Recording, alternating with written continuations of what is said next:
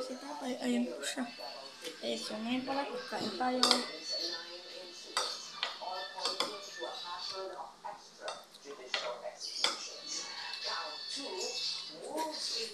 Balikas sa bugas naman ako ng kamay.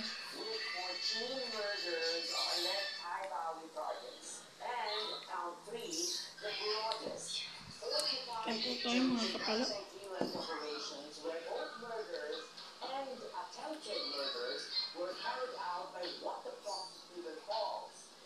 National network of perpetrators. Police, law enforcement agents, even non-police assets. Some of them salita, hindi ito isolated, hindi ito simpleng abuse of discretion. These were widespread and systemic attacks against the civilian population, constituted crimes against humanity. Under the doctrine of command responsibility. Tubig guys. Tubig mga kapalo.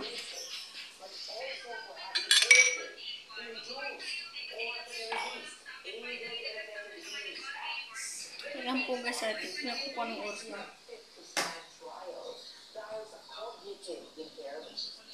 Ang oras parang ngayon ay 2:51.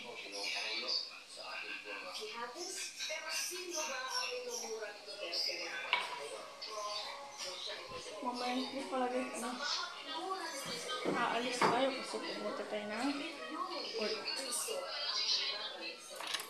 Ako nga pala guys, papakilala ko siya kung sino yung makakita.